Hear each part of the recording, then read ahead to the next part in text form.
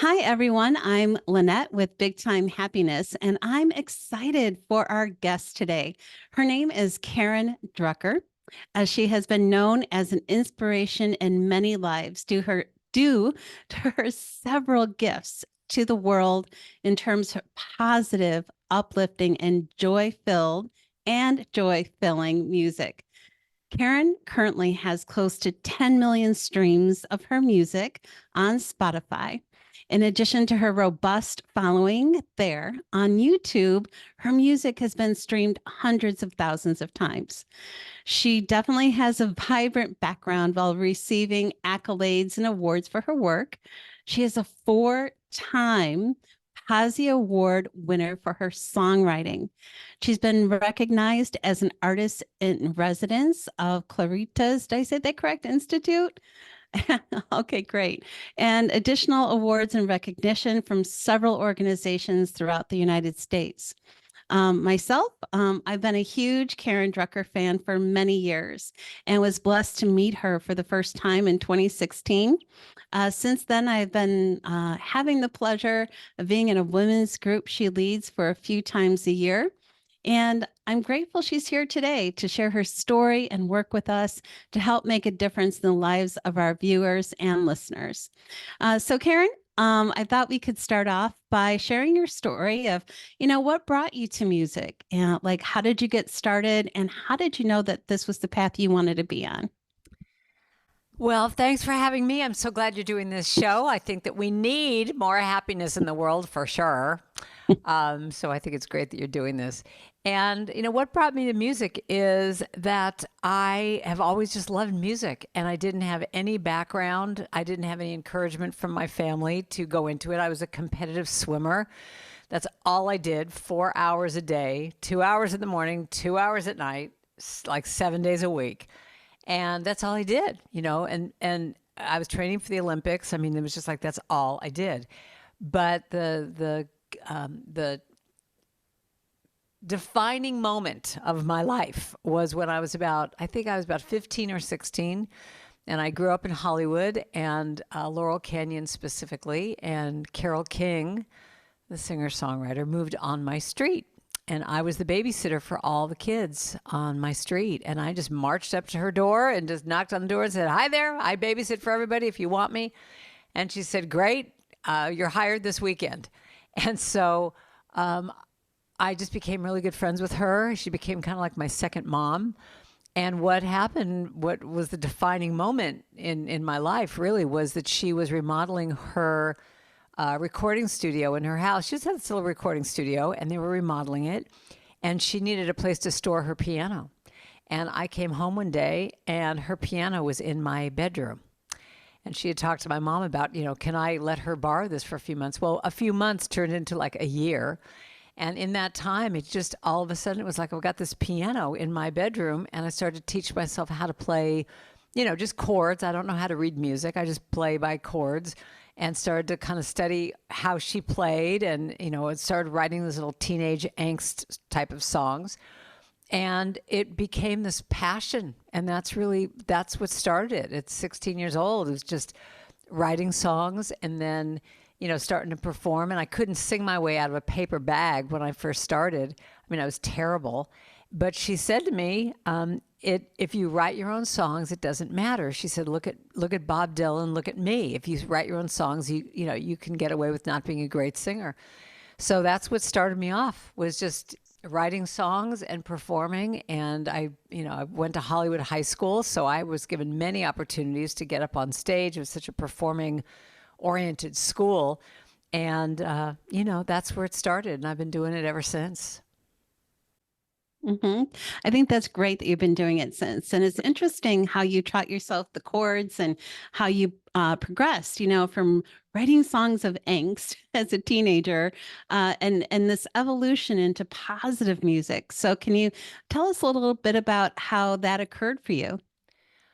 Well, so I was doing, when I was in Los Angeles, I was trying to do the whole singer-songwriter thing, and I was taking my songs around to different publishers and all that. But eventually I moved up to San Francisco And I started playing, little piano bars and things like that. But then and I really loved singing blues. That was kind of more my natural style, was singing more of a blues thing. And I started singing in blues bars. And, I was singing all these depressing blues songs every night, and my life kind of sucked. And I had to finally look at this and go, wait a minute, maybe there's a correlation between what I'm singing and how my life is. And it was just this weird thing that a friend of mine who was a music director of a New Thought church, New Thought meaning unity, religious science, or science of mind, positive message church. She just said, could you sub for me on this Sunday? And I'm like, I don't do church. I don't know anything about church songs. And she goes, oh no, it's just a positive message church. Just sing some happy songs. So I go to this church and and she said, what else are you going to do on a Sunday morning? Just come and do this for me. So I show up, and all of a sudden it was like, wow, this is great. People were listening. They were responsive. And she kept asking me to sub for her in this way. And what eventually happened for me was I started writing songs to match the minister's message, because I ran out of happy songs.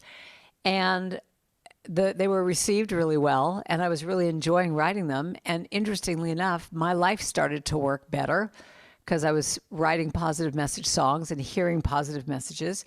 And I started doing that more and more, and eventually, made an album of this stuff. But the turning point for me was my mom was diagnosed with a reoccurrence of her cancer from many, many years ago. And I started writing songs for her to listen to when she was going in for chemo that would be positive message songs.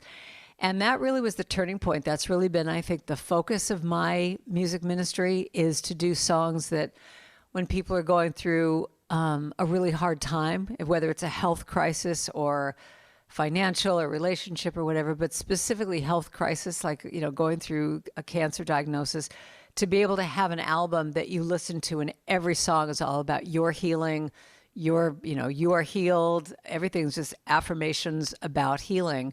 And that's really been the main thing that I've focused in on for years. I think that's really fascinating that your friend said, hey, come on in, I need a sub. And then that really led you on this journey, and how, this music first, I think that it was like a community of people who were really getting the message, because you were getting your own message from the positive songs, and then the people listening were getting a positive message. So it's really lovely to hear, this transition in your own life. And I thought it would be kind of fun to share one of your songs now, and then we could get into some more about your songwriting and your inspirations and things. Sure. And I was wondering Yeah. if it would be good to start with the prosperity chant. Is that a good one to start with? Sure. Yeah. Okay, great. Yeah, and so this is an example. I would imagine your listeners understand what affirmations are, but if they don't, so an affirmation is just some kind of a line, like a one sentence thing that is just positive. Even if you don't believe it yet, you are declaring, like, I am this, I am. You're not putting it out in the future. You're not saying one day I will be healed. You're saying right now I'm healed, even if you're going through a health crisis. So this little chant is really about prosperity on all levels, whether it's financial or whatever. It's like a list of affirmations that I wrote to and that's the other thing. These are all to me. These are all my little issues. You get to see what my issues are because I write about what it is that I'm affirming. So this one is pretty fun. This is just a list of affirmations. So you can repeat after me if you're home and bopping around your house listening to this. It goes like this. What do I want? What do I desire? What will bring me to my highest good? What do I want? What do I desire? What will bring me to my highest good? I say prosperity, prosperity. I claim it. Claim it. Abundance, abundance is mine, is mine. Love, love flows through me, flows through me. I feel joy, all the time, all the time. I can have it, I deserve it, I deserve it. I claim it, it is mine, it is mine. I can have it, I deserve it, I deserve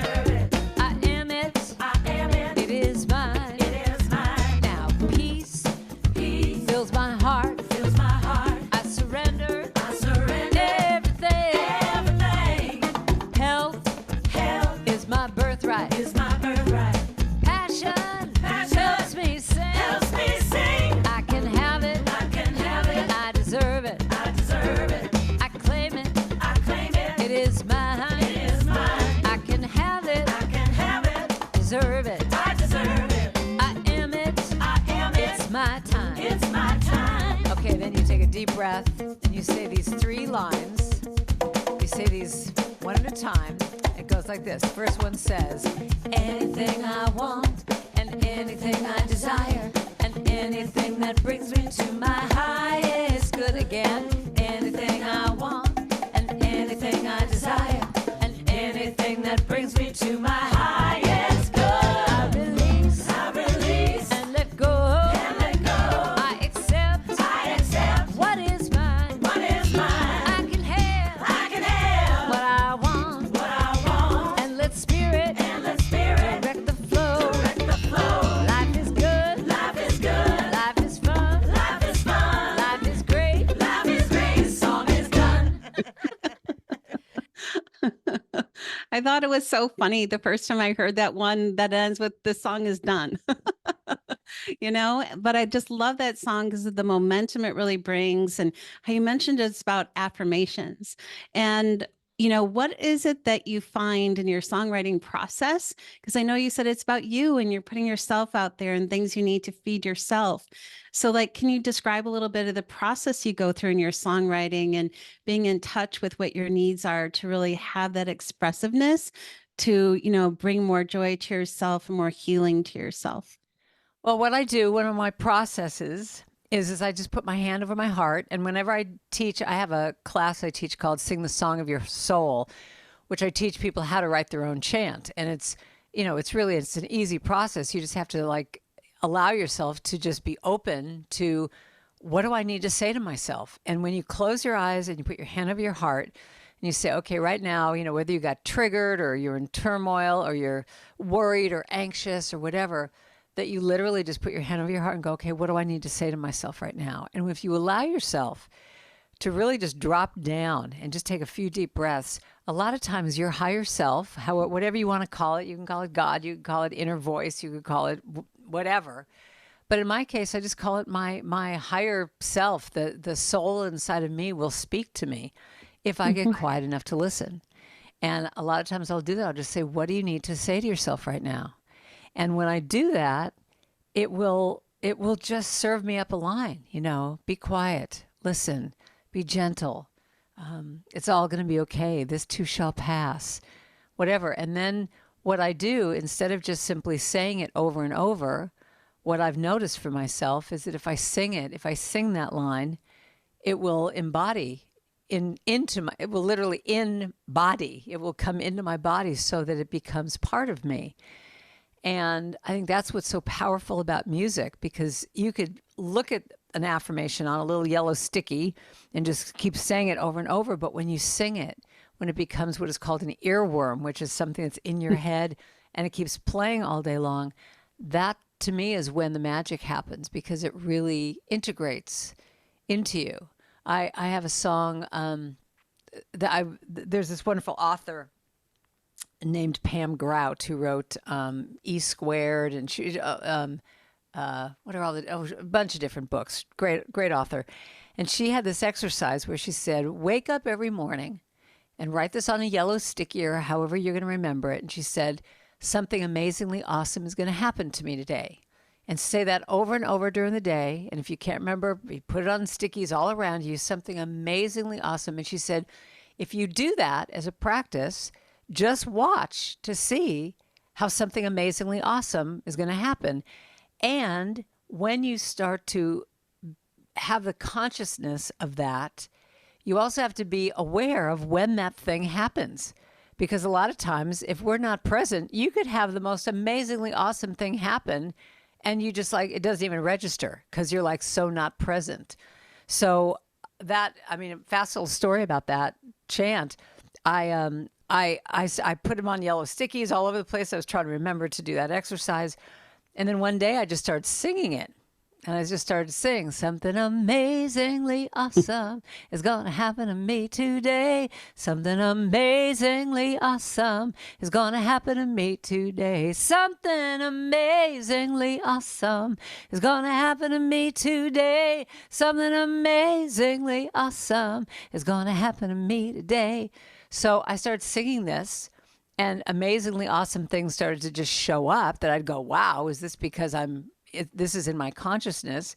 But then what's really amazingly awesome about this little chant is that I wrote this, and then I thought, well, this feels like it's a whole song, and I wanted to write the song. So I wrote to Pam Grout, and she's a New York Times bestseller. It's like I don't know her from anything. And do you know the story? Have I told you the story before? Not yet. So that's making it extra interesting. Yeah. So, because I've mentioned it in class before, I think.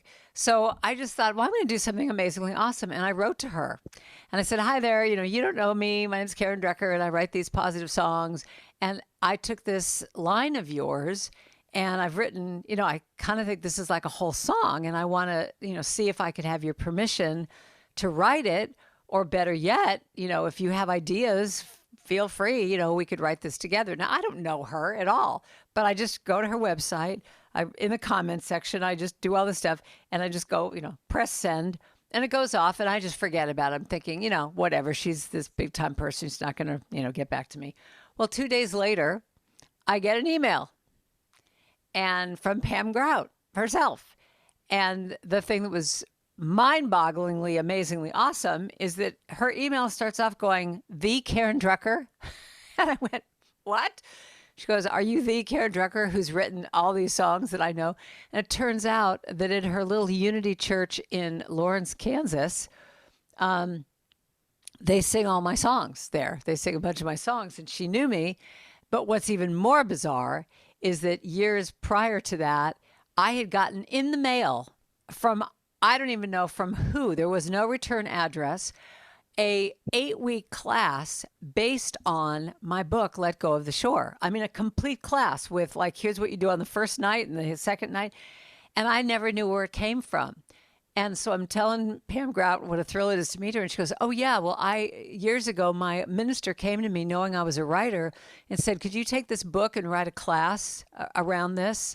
And she wrote this whole class and someone from her church must have sent it to me. And so anyway, long story short, she said to me, my bucket list dream is to write a song. So then we became friends. We're on Zoom together. We wrote this whole song together. And, and she also has this wonderful organization that I started doing benefit work for. And we met a couple of years ago in Kansas City. And now she's a friend of mine. But I mean, that all came from a little yellow sticky saying something amazingly awesome is going to happen to me today. That's the power of affirmations. I absolutely love that because something amazingly was already been birthing and your connection was already birthing even before that message. And it's just so lovely that she was already connected to your music and your soul, because of her experience of the music and, writing the class for your book. So that's like pretty interesting. And, even I just have a question about this. So like when you were writing to her this message, was there any fear in you or were you just kind of just, oh God, okay. all the time. All the time. I mean, I think that's part of the creative process. Mm-hmm. That is part of the creative process. I think that a lot of times people will look at other people who are doing their thing and think, oh, they just do this all the time and there's no big deal. I mean, I loved hearing Meryl Streep, who is like, say that she throws up on the first day of every set. When she gets on the set for the first time of a movie, she like gets so nervous. I was like, Meryl Streep, you're kidding me, with 9,000 Academy Awards and everything. But I have 22 albums out at this point. Every album that I do, I would always just go, why are you doing this? This sucks. This is terrible. No one cares. You've already said it. I mean, it's like my inner critic will come in and just do a number on me. And it never I don't want to say it doesn't get easier. It just changes. But it's always there. And I think that's part of the creative process. And that's why I love the creative process, because to me, it's therapy. I get to look at whatever needs to be healed in me, whatever insecurity is coming up in me, and what am I going to do about it? And I think that's the difference between people who allow themselves to be creative and people who don't, is they let that insecurity just go, oh, well, I guess I'm not supposed to do this. I guess I'm not supposed to write a book because it's already been done before. I'm not supposed to write that song because I'm sure someone else has said it. Say it. You've got to say it anyway. It's your voice. It's different than everybody else's. And yes, I get insecure with every single time I write a song, if it's going to be any good, or when I go in the recording studio, I'm so critical of my voice and all that stuff. But the difference is you just keep doing it. And I don't have a choice. I feel like I have to put it out there because I just have to. I love that drive. And I know we're going to get into another song in a moment, but I have a follow-up question based on what you just shared.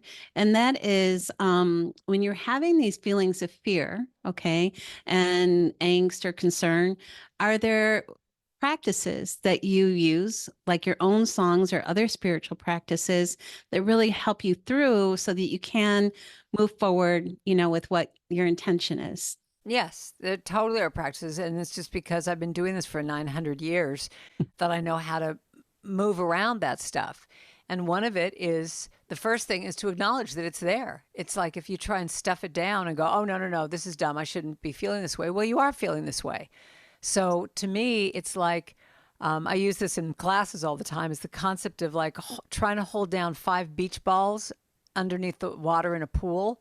Like you're struggling so hard to put them all down, but one of us is going to pop up and you put that one down. So they all keep popping up. But to me, when you allow everything to come up, like just go, okay, inner critic, give it to me. Tell me that I'm terrible. Like let that inner critic just blow off steam to you, give you every reason why you shouldn't be doing this. I'm too old, I'm too this, I'm too that. Who do you think you are? You have no talent. This person's better than you. You compare, you get, all that just poo-poo. You just let it all out. And it feels to me very much like a balloon that's going, that eventually it's going to go, and there's nothing left. And when that happens, you can go, great. It's like it's been deflated. You could just go, okay, I know that this stuff is here, and here I go. And to me, in all my songs, I must use the word choice in every song because it's really about choosing. And I also use the term if it serves my highest good. It's choosing that you want to continue. It's like, this is my expression. I need to do this for my own heart and soul to feel complete. Whether or not anybody likes it, I don't know. You get more and more to a point, I think, as you get older, where it's like someone's going to like it or they're not. It's not my, I can't control that.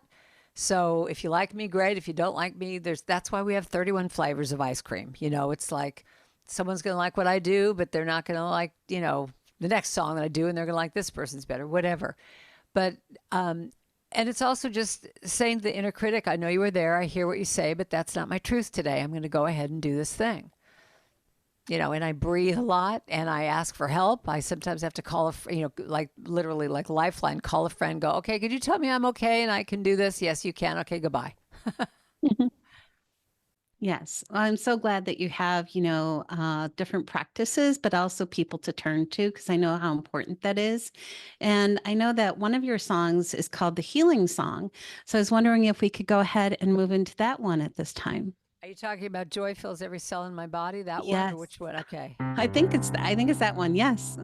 Joy fills every cell in my body. Every cell is alive with love. I relax into the healing process. I allow spirit to do what it does. Now I'll tell you what this song is all about, this old chant. So a friend of mine was in the hospital. She had breast cancer and she had had her surgery. And I went to visit her and all of her family, mother, son, daughter, boyfriend had come to visit right before me. And on the nurse's station, they have one of those whiteboards that say like, what the patient needs or something. Well, they had all written an affirmation to her. 4 different affirmations for her to look at. Every time she woke up, she could look at this board and you'd see these affirmations. So her daughter wrote, joy fills every cell in my body. Her son wrote, every cell is alive with love. Her mother wrote, I relax into the healing process. And her sweetie wrote, I let spirit do what it does. And I looked at that one, well, there's a song. Let me write this for you. So we wrote this little song, and when I recorded it on my very first album, I had her do a little prayer in the middle of it. So if you know that song, if you listen to it, you know, on Spotify or on my website or whatever, the person speaking the prayer is her. And that was the song she listened to every day in her healing, and she's been cancer-free ever since. Joy fills every cell in my body. Every cell is alive with love. I relax into the healing process. I allow spirit to do what it does. Joy fills every cell in my body. Every cell is alive with love. I relax into the healing process. I allow spirit to do what it does. So I'll give you one more little thing. So my mom, when she was going through her cancer treatments, her mantra was, I am healed, whole, and healthy.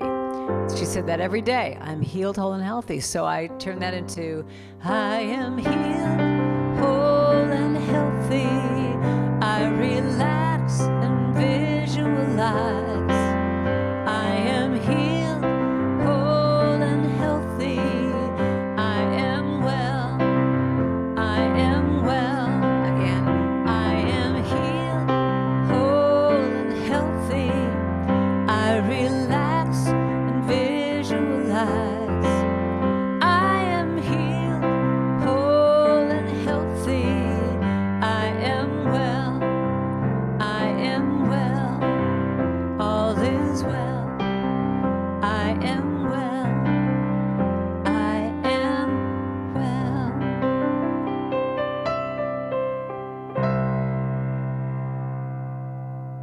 Yay. Those are beautiful. And I just heard today for the first time the history of the songs. And, so I'm sitting over here tearing up because I know how much they've meant to me in my life. And then to know the origins is extra meaningful and really is touching my heart. So thank you for sharing, Yeah, and that's the how background of songs those. happen. I just allow myself to be, I allow myself to be open to receiving whatever messages. And when I saw those, 4 lyrics, it's like, well, that's a song. And my mom's old thing, it's like, instead of just saying I'm healed, whole, and healthy, sing it, so I made her this little tape, and she just would put that on when she would go get her chemo and just listen to it over and over. And, I believe it gave her a few more years. Mm-hmm. Absolutely. It's just really and I love what you said earlier. So it's not just, the affirmations, it's putting it to music that really helps resonate for us. And when I hear songs that have negative lyrics, I kind of stay away from them. And sometimes I know that for myself in the past, I would sing songs that are popular without truly paying attention to the lyrics. And that is my mission, girlfriend, right there. It's trying to become the new earworm for people that are positive, because that is exactly what happens, is that we all grew up singing whatever songs you heard on the radio, and you didn't, I think so many of us, I just think it's in our culture, you hear the music and you're bopping along, but you're not even aware you're singing, like a Beatles song. I think I'm gonna be sad. I think it's today. Yeah. And you sing those songs, it's like you're some part of you hears that and goes, oh, I'm supposed to be sad. Yes, master, I'll make sure you get sad today.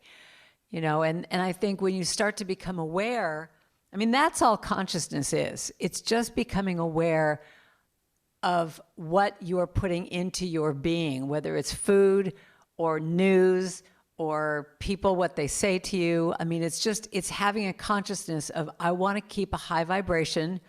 And without sounding woo-woo, it's just like that you want to just keep your energy up and positive thoughts. And I'm not saying this in a way to any of your listeners who might be listening to this. I'm not saying this as what we call a spiritual bypass, meaning, if you're in a bad place and you're upset, or you've gotten triggered, or something bad has happened to you, that you're not going to just gloss it over with positive messages. You're not going to just go, oh, I'll just sing a Karen Drucker song and everything's going to be great.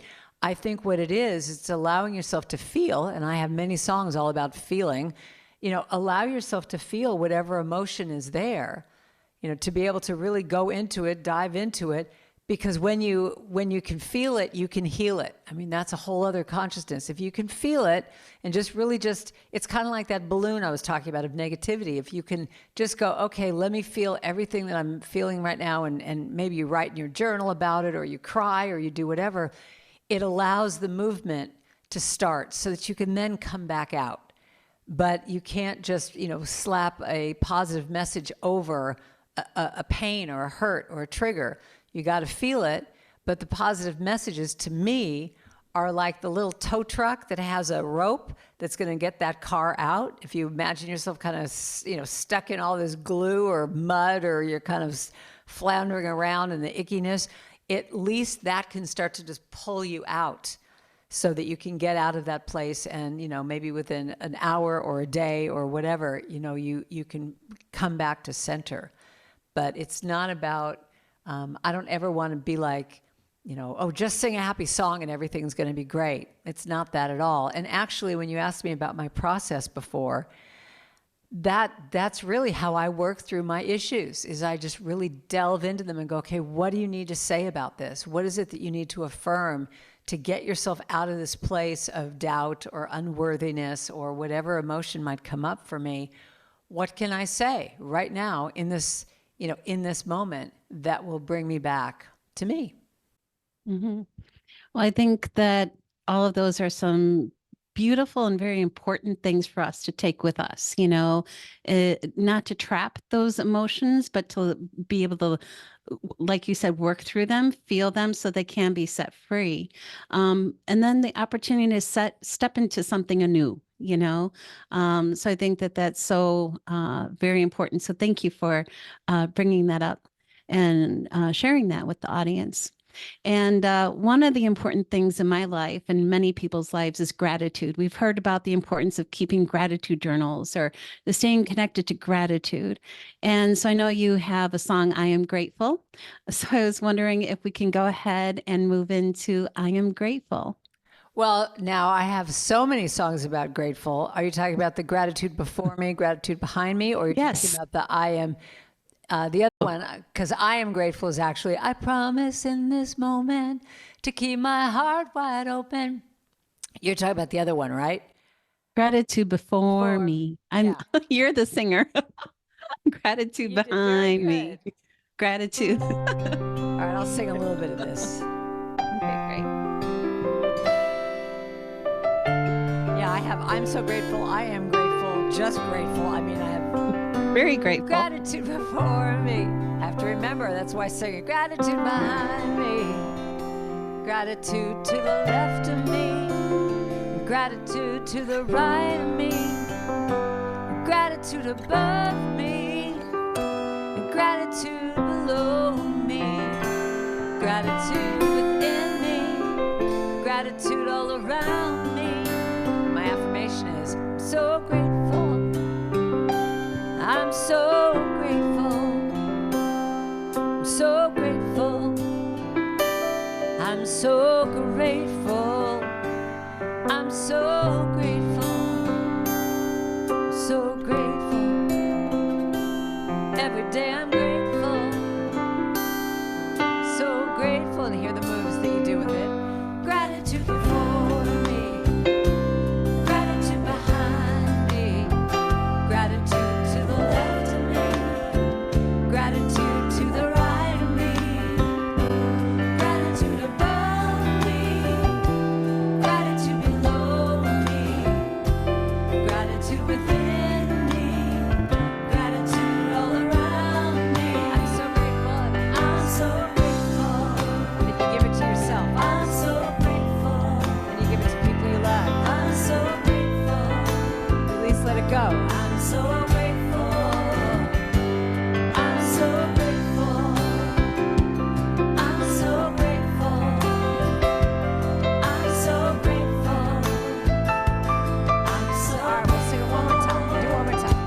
Gratitude before me, gratitude behind me, gratitude to the left of me, to the right of me,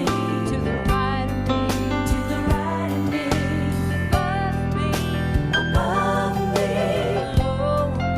below me, within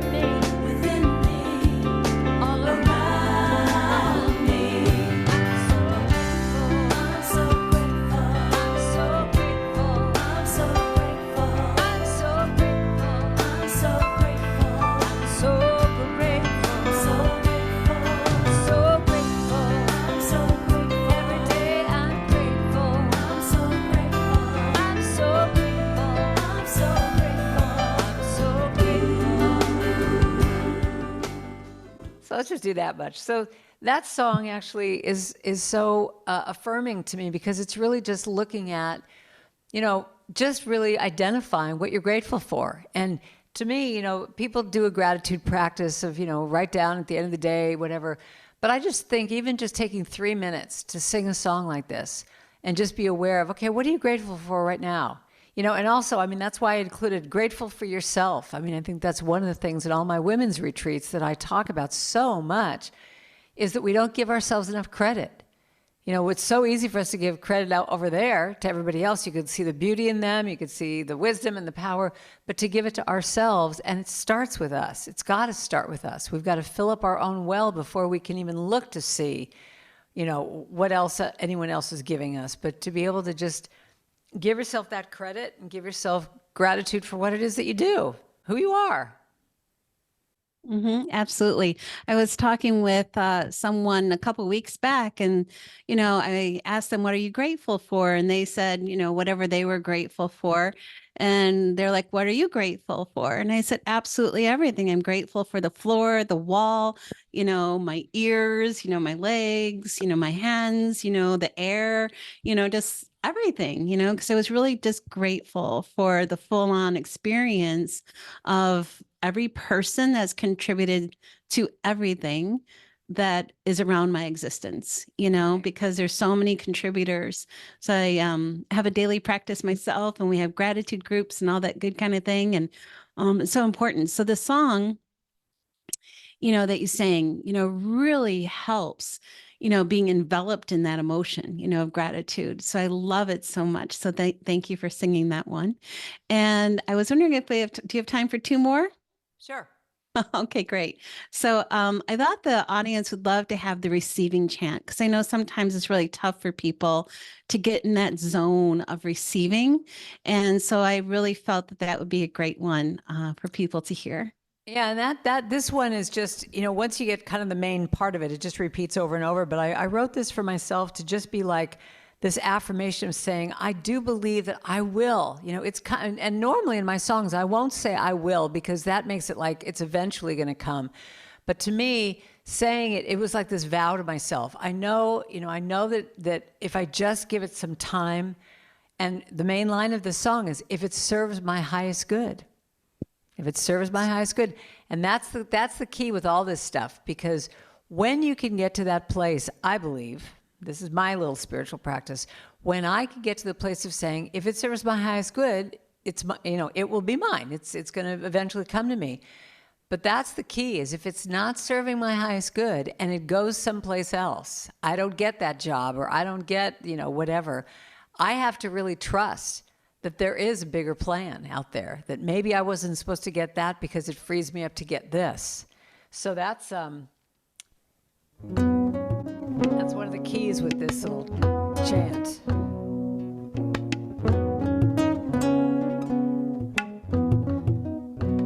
I do believe that I will receive. I just have to know, and then declare it to be so with an open mind and just a little bit of time. If it serves my highest good, then it will be mine. So that's the whole thing right there. Sing it again. I do believe that I will receive. I just have to know, and then declare it to be so with an open mind and just a little bit of time. If it serves my highest good, then it will be mine. Yes. Okay. Here we go. Sing it with me now. I do believe I will receive. I just have to know, and then declare it to be so with an open mind. Just a little bit of time. If it serves my highest good, then it will be mine. I do believe I will receive. I just have to know, just declare it to be so with an open mind.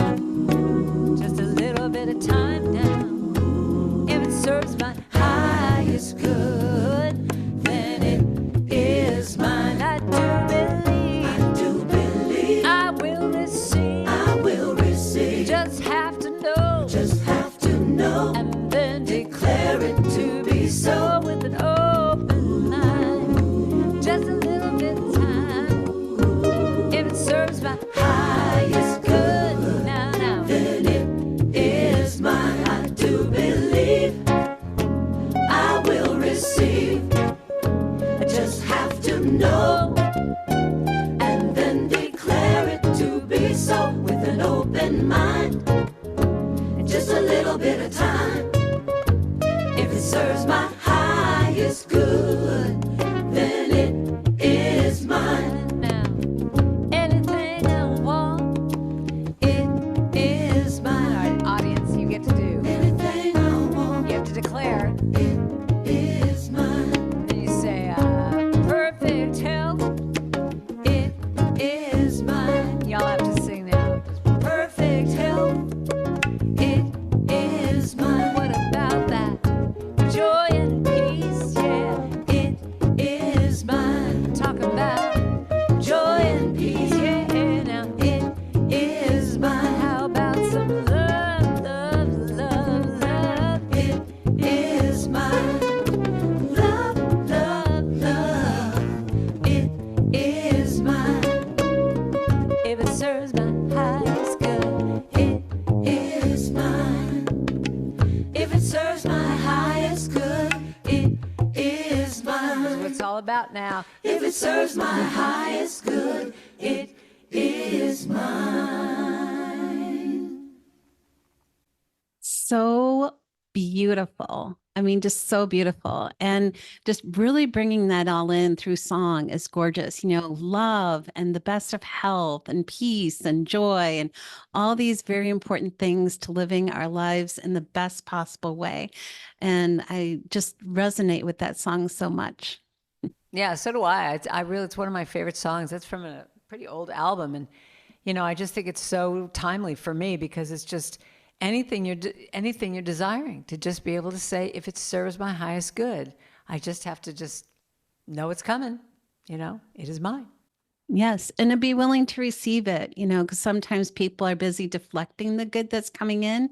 But I Right. think that the more that people align with that good and being able and open and willing to receive the good, and having a song like this, I think really helps keep that doorway open because I think that it's the energy of the music that really helps people align to that opportunity as well. So thank you for a beautiful song to help us in this very important way. And finally, I've got the power. I thought it would be great to share that one Oh my. with All right, let's see folks. if I remember how that goes. I haven't sung this in a long time. Okay. Let's just see here.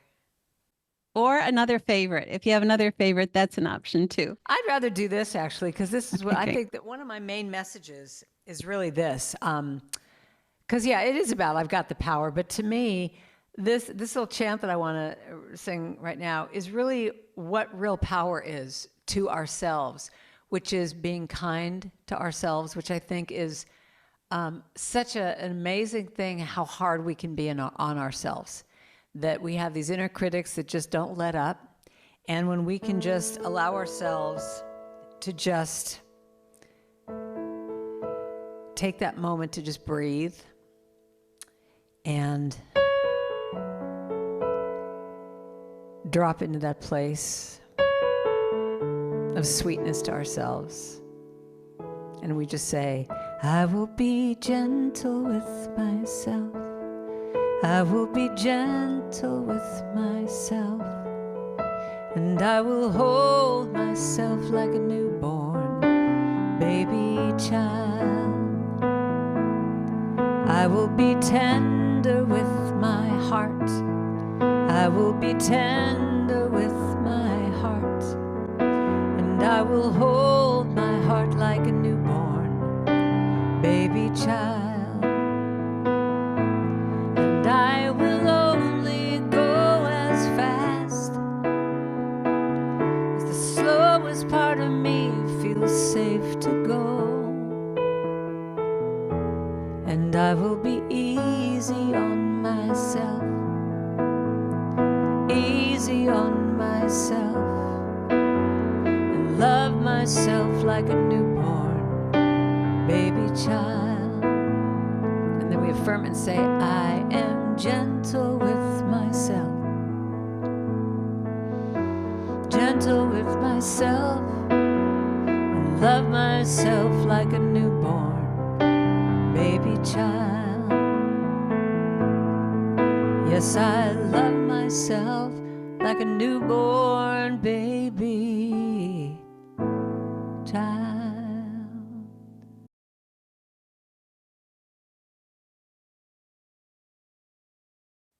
That was a perfect song to complete with. Thank you.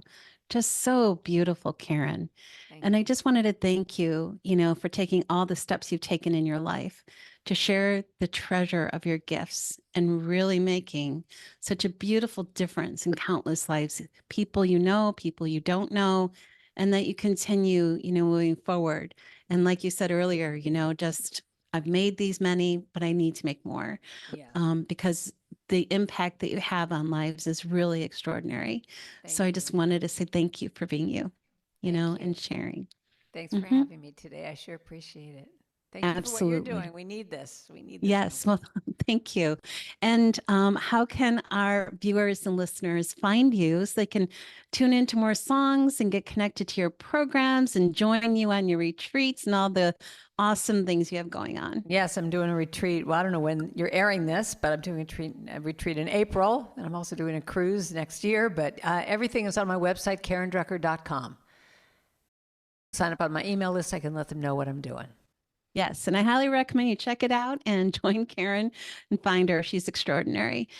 So thank you, Karen. I appreciate everything, and nice seeing everybody, having everybody with us anyway. And for more information about Big Time Happiness, just go to bigtimehappiness.com and be sure to sign up for the newsletter as well when you're visiting the website. Wishing everyone a beautiful everything and a life of love and happiness. Hey everyone, it's Lynette. Be sure to click on the like and subscribe buttons for this video. Plus, clicking on the bell will help you get notified. Toss some comments in the chat about who we should have with us on an upcoming show. I wish each of you a life of love and happiness.